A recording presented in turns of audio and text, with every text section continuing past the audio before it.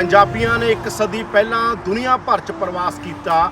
Canada की धरती ते आए, कैनेडा की धरती ते अपना सभ्याचार लैके आए, अपनी भाषा लैके आए, धर्म लैके आए। पर तुसी कदे सोचिया पंजाबी अपने पिंड भी अपने नाल ले आए सी। अजिहा ही एक पिंड जिहड़ा हुशियारपुर जिले का पिंड सीगा, वो पिंड वैनकूवर दे आईलैंड दे उत्ते वसाया गया। किवें इत्थे शुरुआत करते ने मनहास साहब, कदों आउंदे ने वो ते कदों ये पिंड वसाया जाता, फिर गुरुद्वारा साहब शुरू किया जाता।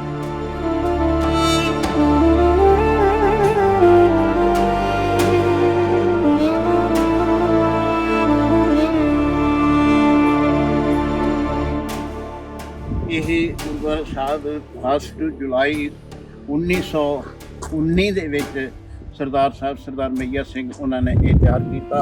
ਉਸ ਤੋਂ ਹੁਣ ਤੱਕ ਇਹ ਗੁਰਦੁਆਰਾ ਸਾਹਿਬ ਕਾਇਮ ਹੈ। ਤੁਸੀਂ ਸੋਚਿਆਗਾ ਕਿ ਇੱਥੇ ਆਪਣੇ ਕਿਸੇ ਦੂਜੇ ਮੁਲਕ ਦੇ ਅੰਦਰ ਇੰਨਾ ਪੁਰਾਣਾ ਚੀਜ਼ਾਂ, ਕਈ ਵਾਰ ਆਪਾਂ ਉੱਥੇ ਵੀ ਛੱਡ ਦਿੰਦੇ ਆ ਬਹੁਤ ਸਾਰੀਆਂ ਚੀਜ਼ਾਂ। ਸਾਨੂੰ ਬਹੁਤ ਮਾਣ ਮਹਿਸੂਸ ਹੋਇਆ ਵੀ 100 ਸਾਲ 100-500 ਸਾਲ ਪਹਿਲਾਂ ਨਵੀਂ ਪੀੜ੍ਹੀ ਆ ਜਾਂ ਉਹਨਾਂ ਨੂੰ ਪਤਾ ਇਸ ਗੱਲ ਦੀ ਜਾਣਕਾਰੀ ਹੈ, ਆਉਂਦੇ ਨੇ, ਜੁੜੇ ਰਹਿੰਦੇ ਨੇ। ਵੈਨਕੂਵਰ ਤੋਂ ਵੀ ਆਉਂਦੇ ਨੇ, ਹੋਰ ਵੈਨਕੂਵਰ ਤੋਂ ਜਾਂ ਜਿਹੜੇ ਹੁਣ ਨਵੇਂ ਸਟੂਡੈਂਟ ਆਉਂਦੇ ਆ ਉਹ ਇੱਥੇ ਬਹੁਤ ਆਉਂਦੇ ਆ। ਹਿਸਟੋਰੀਕਲ ਪਲੇਸ ਬਣ ਚੁੱਕਾ ਹੈ BC ਗਵਰਨਮੈਂਟ ਵੱਲੋਂ।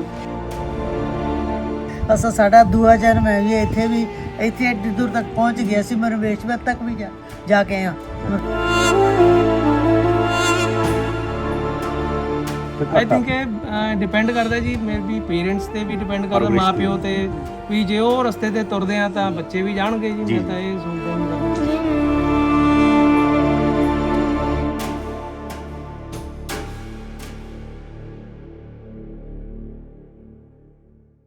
पंजाब दी हर वड्डी खबर ते वड्डा इंटरव्यू सब तो पहला देखने लई डाउनलोड करो प्रो पंजाब टीवी दा मोबाइल ऐप। जित दे निशान कलमां नाल भी लाए जांदे ने ते जित दे निशान झंडियां नाल भी लाए जांदे ने, पर जिंदगी दी जित दे निशान यादां हुंदियां ने ते बंदा अपणियां यादां नूं हमेशा नाल समेटदा रहिंदा है।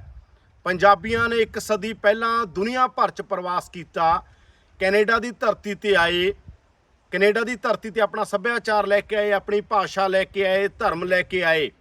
पर तुसी कदे सोचिया पंजाबी अपने पिंड भी अपने नाल ले आए सी।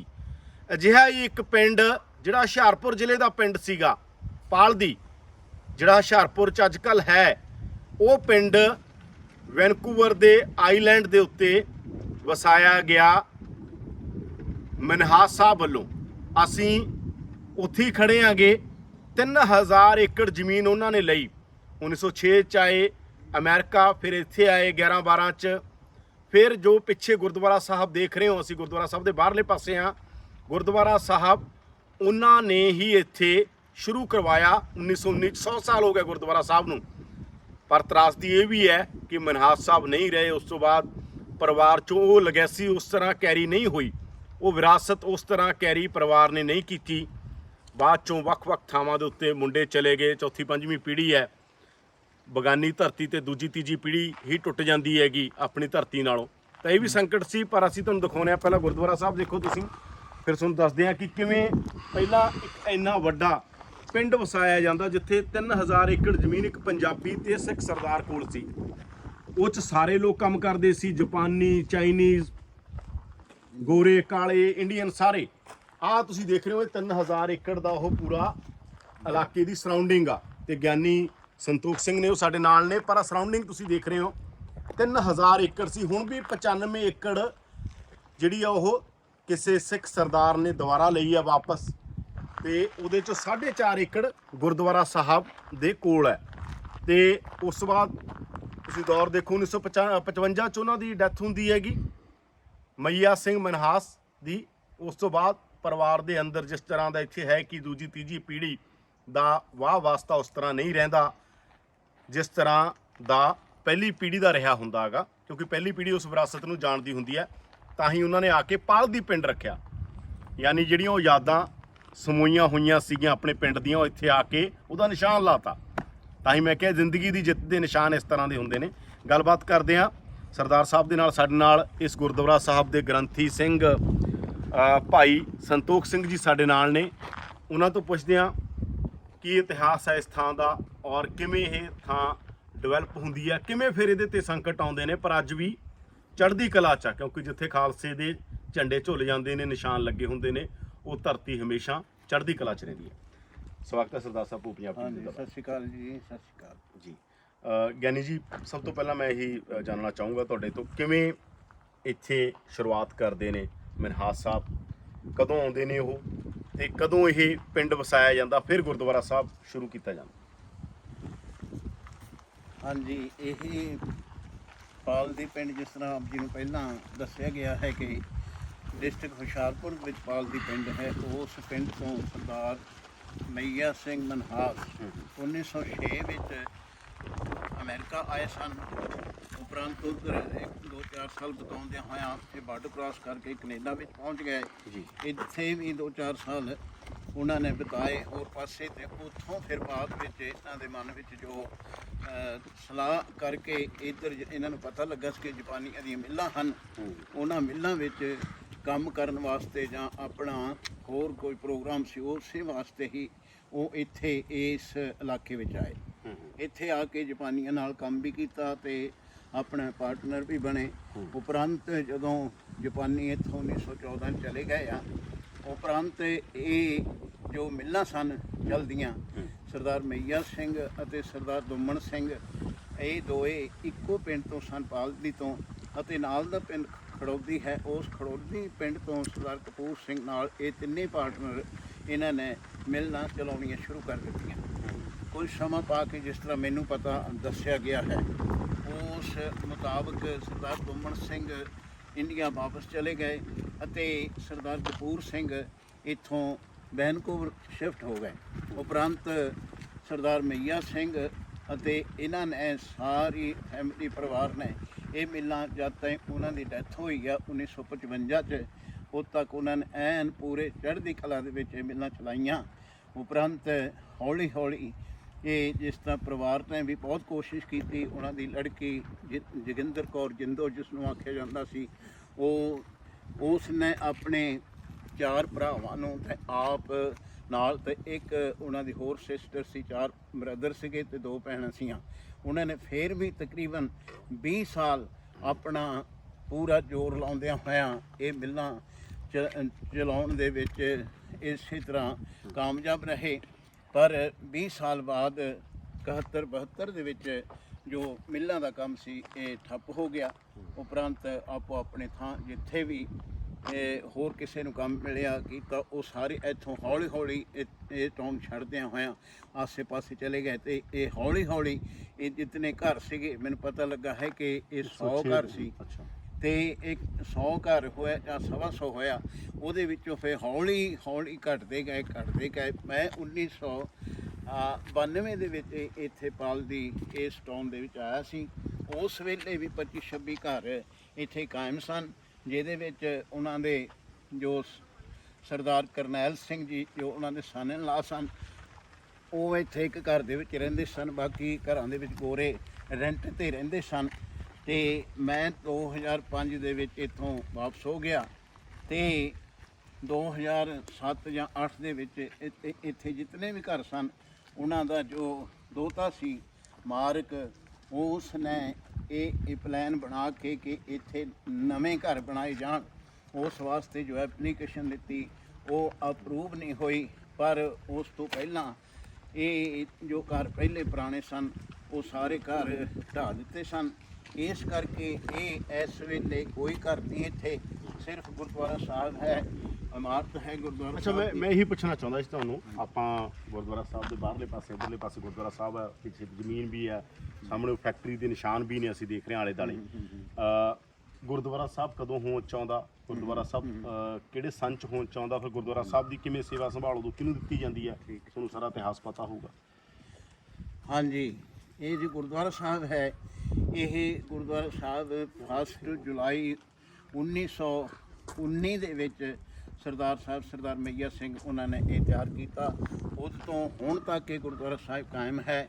ਜਿਸ ਤਰ੍ਹਾਂ ਉਹਨਾਂ ਦੇ ਹੁੰਦਿਆਂ ਵੀ ਕੋਈ ਇੱਥੇ ਗ੍ਰੰਥੀ ਸਿੰਘ ਆਉਂਦੇ ਰਹੇ ਆ। ਇੱਕ ਉਹਨਾਂ ਦੇ ਪਿੰਡ ਤੋਂ ਗ੍ਰੰਥੀ ਸਿੰਘ ਸੀ, ਉਹ ਵੀ ਇੱਥੇ ਆ ਕੇ ਸੇਵਾ ਕੀਤੀ ਉਹਨਾਂ ਨੇ। ਉਪਰੰਤ ਇੱਕ ਹੋਰ ਗ੍ਰੰਥੀ ਸਿੰਘ ਸਨ, ਉਹਨਾਂ ਨੇ ਸਰਦਾਰ ਅਵਤਾਰ ਸਿੰਘ ਜੀ ਕੰਗ, ਉਹਨਾਂ ਨੇ ਸੇਵਾ ਕੀਤੀ ਹੈ। ਉਪਰੰਤ ਉਹਨਾਂ ਤੋਂ ਮੈਂ 1992 ਦੇ ਵਿੱਚ ਇੱਥੇ ਆਇਆ ਹਾਂ। ਉਸ ਤੋਂ ਉਪਰੰਤ ਮੈਂ 13 ਸਾਲ ਇੱਥੇ ਸੇਵਾ ਪਹਿਲਾਂ ਕੀਤੀ ਹੈ, ਤੇ 2005 ਦੇ ਵਿੱਚ ਜਦੋਂ ਮੈਂ ਚਲੇ ਗਿਆ, ਉਹ ਤੋਂ ਉਪਰੰਤ ਫਿਰ ਹੋਰ ਗ੍ਰੰਥੀ ਸਿੰਘ ਬਦਲਦੇ ਰਹੇ। ਤਾਂ ਸ਼ਤਾਬਦੀ ਜਿਹੜੀ ਮਨਾਈ ਗਈ 100 ਸਾਲ ਦੀ, ਆਉਂਦੇ ਉਰੇ ਭਾਈਚਾਰਾ ਜੁੜਿਆ ਹੋਇਆਗਾ ਇੱਥੋਂ? ਹਾਂਜੀ ਹਾਂਜੀ ਹਾਂਜੀ। ਜਦੋਂ ਇਸ ਗੁਰਦੁਆਰਾ ਸਾਹਿਬ ਦੀ ਮਨਾਉਂਦੇ ਹਾਂ ਆਪਾਂ, ਕੋਈ ਵੀ ਜਿਸ ਯਾਦ ਦਾ ਤਰ੍ਹਾਂ- ਦਿਨ ਮਨਾਉਂਦੇ ਜਦੋਂ ਹਰ ਸਾਲ ਮਨਾਉਂਦੇ ਹੋਵੋਗੇ? ਹਰ ਸਾਲ, ਉਹ ਤੋਂ ਹਾਂਜੀ। ਬਿਨਾਂ ਵੀ ਸੰਗਤ ਆਉਂਦੀ ਰਹਿੰਦੀ ਹੈ? ਹਾਂਜੀ, ਜਿਹੜਾ ਸਾਲਾਨਾ ਜੋੜ ਮੇਲਾ ਹੈ ਉਹ 1 ਜੁਲਾਈ ਦੇ ਇਰਦ ਗਿਰਦ ਜਿਹੜਾ ਵੀ ਵੀਕਐਂਡ ਹੋਵੇ ਉਸ ਦੇ ਵਿੱਚ ਮਨਾਇਆ ਜਾਂਦਾ ਹੈ। ਬਾਕੀ ਸੰਗਤ ਜਿਤਨੇ ਵੀ ਹੁਣ ਆਉਣ ਵਾਲੀ ਹੈ ਸਾਰੇ ਡੰਕਨ ਰਹਿੰਦੇ ਹਨ, ਅਤੇ ਹੋਰ ਆਸੇ-ਪਾਸੇ ਟਾਊਨਾਂ ਤੋਂ ਸਾਰੇ ਪਾਸਿਆਂ ਤੋਂ ਬਹੁਤ ਸੰਗਤ ਇਸੇ ਤਰ੍ਹਾਂ ਇਸ ਗੁਰਦੁਆਰਾ ਸਾਹਿਬ ਨੂੰ, ਕਿਉਂਕਿ ਇਹ ਹਿਸਟੋਰੀਕਲ ਪਲੇਸ ਬਣ ਚੁੱਕਾ ਹੈ BC ਗਵਰਨਮੈਂਟ ਵੱਲੋਂ, ਇਸ ਕਰਕੇ ਇਹ ਵਿਰਾਸਤੀ ਇਮਾਰਤ ਦਾ ਵੀ ਦਰਜਾ ਦਿੰਦੇ ਨੇ ਆਮ ਤੌਰ ਤੇ ਇੱਥੇ ਕੈਨੇਡੀਅਨ ਸਰਕਾਰ ਨੇ, ਜਿਵੇਂ ਪੁਰਾਣੇ ਗੁਰਦੁਆਰੇ ਨੂੰ ਆਪਾਂ ਨੇ ਉੱਥੇ ਦਿੱਤਾ ਹੈਗਾ ਸਪੋਰਟ ਦੇ ਅੰਦਰ, ਇੱਥੇ ਵੀ ਨਹੀਂ, ਹਾਲੇ ਉਹ ਹੈਰੀਟੇਜ ਬਿਲਡਿੰਗ ਦਾ ਇਹਦਾ ਅਨਾਉਂਸ ਨਹੀਂ ਹੋਇਆ, ਕਿਉਂਕਿ ਉਹਦੇ ਵਿੱਚ ਕੁਝ ਕਮੀਆਂ ਨਾ, ਉਹ ਕਮੀਆਂ ਪੂਰੀਆਂ ਕਰਦਿਆਂ ਹੋਏ ਉਪਰੰਤ ਇਹ ਆਪਣੀ ਐਪਲੀਕੇਸ਼ਨ ਦੇ ਸਕਦੇ ਆ, ਤੇ ਫਿਰ ਪੂਰੀ ਆਸ ਹੈ ਕਿ ਹੈਰੀਟੇਜ ਬਣ ਜਾਏ। ਤਾਂ ਮੈਂ ਜਿਹੜਾ ਪੁੱਛਦਾ ਸੀਗਾ ਕਿ ਇੰਨਾ ਵੱਡਾ ਇਤਿਹਾਸ ਹੈ ਇੱਥੇ, ਇਸ ਇਤਿਹਾਸ ਨਾਲ ਸਾਡੀ ਆ ਕੇ ਇੱਥੋਂ ਦੀ ਜਿਹੜੀ ਪੀੜ੍ਹੀ ਹੈ, ਨਵੀਂ ਪੀੜ੍ਹੀ ਹੈਗੀ, ਉਹ ਜੁੜਦੀ ਹੈਗੀ? ਇਸੇ ਤਰ੍ਹਾਂ ਹੈ। ਹੁਣ ਜਿਹੜੀ ਨਵੀਂ ਪੀੜ੍ਹੀ ਹੈ ਉਹ ਇਸ ਕਰਕੇ ਤਾਂ ਦੇਖਣ ਆਉਂਦੇ ਹਨ ਕਿ ਇਹ ਇੰਡੀਆ ਦੇ ਪਿੰਡ ਦੇ ਨਾਂ 'ਤੇ ਇੱਕ ਪਿੰਡ ਹੈ, ਉਸ ਪਿੰਡ ਦੇ ਵਿੱਚ ਗੁਰਦੁਆਰਾ ਸਾਹਿਬ ਵੇਖਣ ਆਉਂਦੇ ਹਨ। ਪਰ ਜੇ ਹੁਣ ਅਸੀਂ ਕਹੀਏ ਕਿ ਅਗਾਹਾਂ ਪ੍ਰੋਗਰਾਮਾਂ 'ਤੇ ਜਦੋਂ ਵੀ ਕੋਈ ਪ੍ਰੋਗਰਾਮ ਹੁੰਦਾ ਹੈ, ਨਵੀਂ ਪੀੜ੍ਹੀ ਬਹੁਤ ਘੱਟ ਆਉਂਦੀ ਹੈ।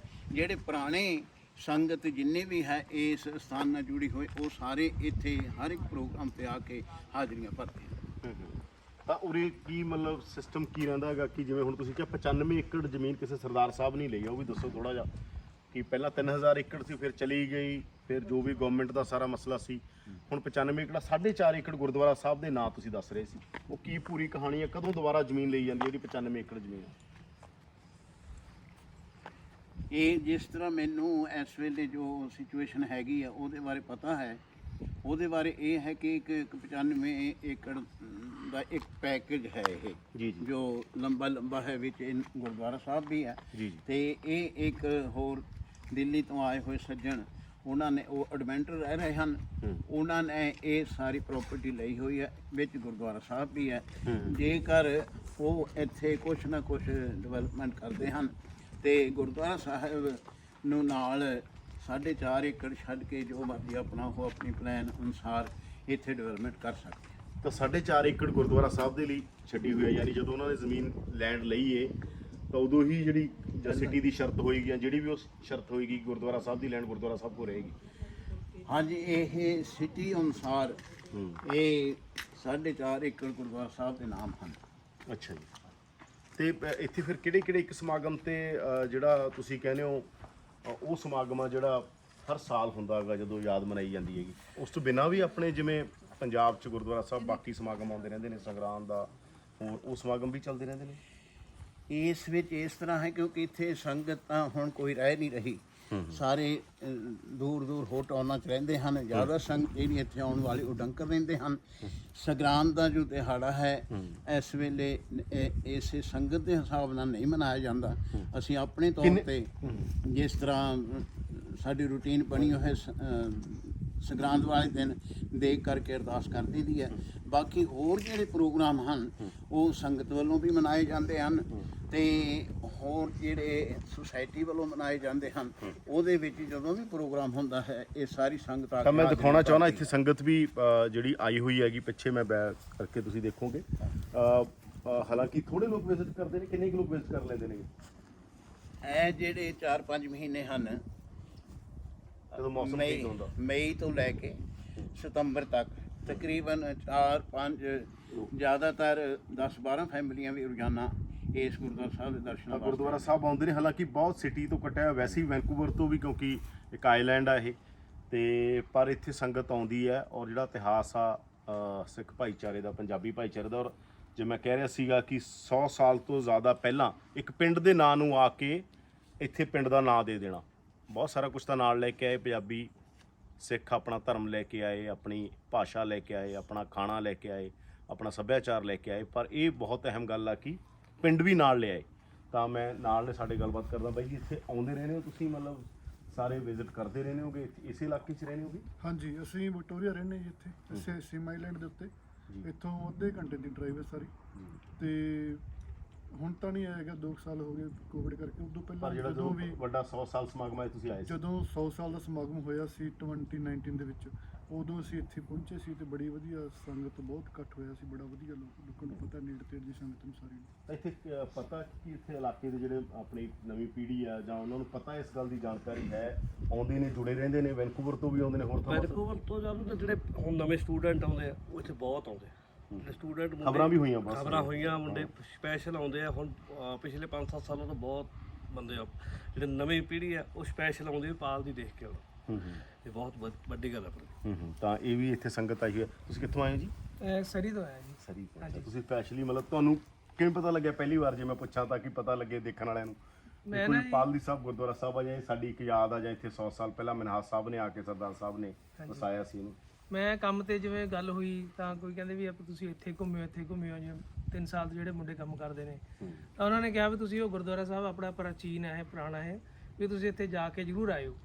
ਤੇ ਤਾਂ ਮੇਰੇ ਮਨ 'ਚ ਇਹ ਵਿਚਾਰ ਹੈ ਵੀ ਮੈਂ, ਮੰਮੀ ਡੈਡੀ ਮੇਰੇ ਇੰਡੀਆ ਤੋਂ ਆਏ ਨੇ ਵਿਜ਼ਿਟ ਕਰਨ, ਤਾਂ ਮੈਂ ਸੋਚਿਆ ਵੀ ਇਹਨਾਂ ਨਾਲ ਲੈ ਕੇ, ਵੀ ਮੈਂ ਵੀ ਕਦੇ ਇੱਥੇ ਵੈਨਕੂਵਰ ਆਈਲੈਂਡ ਤੇ ਕਦੇ ਵੀ ਨਹੀਂ ਆਇਆ ਸੀ, ਫਸਟ ਟਾਈਮ। ਮੈਂ ਕਿਹਾ ਚਲੋ ਗੁਰਦੁਆਰਾ ਸਾਹਿਬ, ਗੁਰੂ ਘਰ ਦੇ ਦਰਸ਼ਨ ਕਰੀਏ ਪਹਿਲਾਂ, ਉਦੋਂ ਮਗਰੋਂ ਚਲੋ ਖੁਸ਼ੀਆਂ ਤਾਂ ਪ੍ਰਾਪਤ ਹੋਈ ਜਾ ਰਹੀਆਂ ਨੇ। ਤਾਂ ਤੁਸੀਂ ਸੋਚਿਆ ਹੈਗਾ ਕਿ ਇੱਥੇ ਆਪਣੇ ਕਿਸੇ ਦੂਜੇ ਮੁਲਕ ਦੇ ਅੰਦਰ ਇੰਨਾ ਪੁਰਾਣਾ ਚੀਜ਼ਾਂ, ਕਈ ਵਾਰ ਆਪਾਂ ਉੱਥੇ ਵੀ ਛੱਡ ਦਿੰਦੇ ਆ, ਬਹੁਤ ਸਾਰੀਆਂ ਚੀਜ਼ਾਂ ਸਾਂਭੀਆਂ ਹੋਈਆਂ ਨੇ ਸਾਰੀਆਂ। ਬਹੁਤ ਇਸ ਚੀਜ਼ ਦਾ ਬਹੁਤ ਸਾਨੂੰ ਬਹੁਤ ਮਾਣ ਮਹਿਸੂਸ ਹੋਇਆ ਵੀ 100 ਸਾਲ 105 ਸਾਲ ਪਹਿਲਾਂ ਸਾਡੇ ਸਿੱਖ ਭਾਈਚਾਰੇ ਜੋ ਸਰਦਾਰ ਜੀ ਨੇ ਆ ਕੇ ਇੱਥੇ, ਐਸਾ ਮੈਨੂੰ ਤਾਂ ਇਹ ਚਮਤਕਾਰ ਵਾਂਗੂ ਇਹ ਲੱਗਦਾ ਹੈ ਵੀ ਦੂਈ ਕੌਮ ਨਾਲ, ਜਾਪਾਨੀਆਂ ਦੇ ਨਾਲ ਰਹਿੰਦੇ ਹੋਏ, ਉਹਨਾਂ ਦੇ ਨਾਲ ਕੰਮ ਕਰਦੇ ਹੋਏ, ਇੱਥੇ ਗੁਰਦੁਆਰਾ ਸਾਹਿਬ ਬਾਰੇ ਉਹਨਾਂ ਨੇ ਸੋਚਿਆ, ਜਿਹੜੀ ਕਿ ਬਹੁਤ ਬੜੀ ਸਿੱਖ ਕੌਮ ਵਾਸਤੇ ਉਪਲਬਧੀ ਹੈ।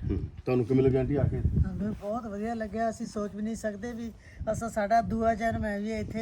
ਇੱਥੇ ਐਡੀ ਦੂਰ ਤੱਕ ਪਹੁੰਚ ਗਿਆ ਸੀ। ਮੈਂ ਰਮੇਸ਼ਵਰ ਤੱਕ ਵੀ ਜਾ ਕੇ ਆਇਆ, ਮਦਰਾਸ ਤੋਂ ਵੀ, ਆਸਟ੍ਰੇਲੀਆ ਵੀ ਜਾ ਕੇ ਆਇਆ। ਇੱਥੇ ਵੀ ਹੁਣ ਅਸੀਂ ਕੈਨੇਡਾ ਵੀ ਦਰਸ਼ਨ ਕਰਨ ਵਾਸਤੇ ਬੱਚਿਆਂ ਦੇ ਸਹਿਯੋਗ ਨਾਲ ਅਸੀਂ ਇੱਥੇ ਪਹੁੰਚੇ ਹਾਂ ਵੀ ਸਾਨੂੰ ਇੱਥੇ ਵੀ ਦਰਸ਼ਨ ਕਰੇ, ਸ਼ਾਂਤੀ ਮਿਲੀ ਹੈ ਸਾਨੂੰ ਬਹੁਤ ਜ਼ਿਆਦਾ।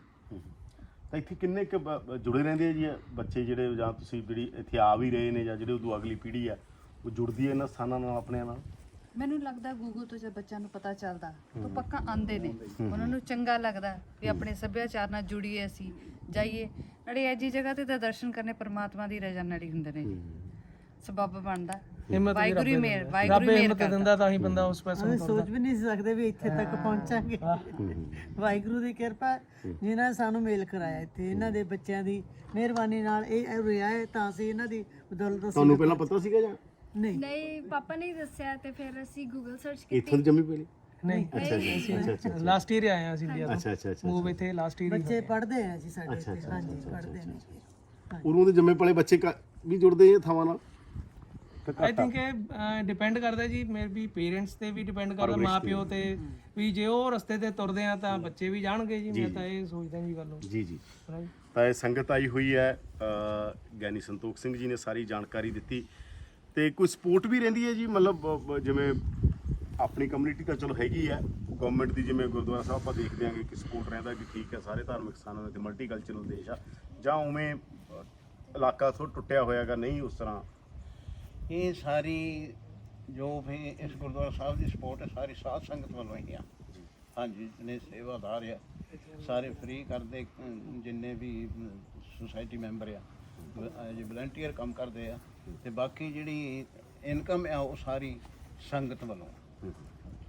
ਤਾਂ ਇਹ ਅਸੀਂ ਪਾਲਦੀ ਸਾਹਿਬ ਗੁਰਦੁਆਰਾ ਸਾਹਿਬ ਤੁਸੀਂ ਮੇਰੇ ਪਿੱਛੇ ਦੇਖ ਰਹੇ ਹੋਗੇ, ਔਰ ਗੁਰਦੁਆਰੇ ਦੀ ਸਰਾਊਂਡਿੰਗ 'ਚ ਅਸੀਂ ਇਹ ਗੱਲਬਾਤ ਕਰ ਰਹੇ ਹਾਂਗੇ। ਔਰ ਪੂਰਾ ਇਲਾਕਾ ਜਿਵੇਂ ਤੁਸੀਂ ਦੇਖਿਆ ਕਿ ਕਿੰਨੀ ਵੱਡੀ ਹਿਸਟਰੀ ਆ, ਕਿੰਨੀ ਵੱਡੀ ਵਿਰਾਸਤ, ਕਿੰਨਾ ਵੱਡਾ ਇਤਿਹਾਸ।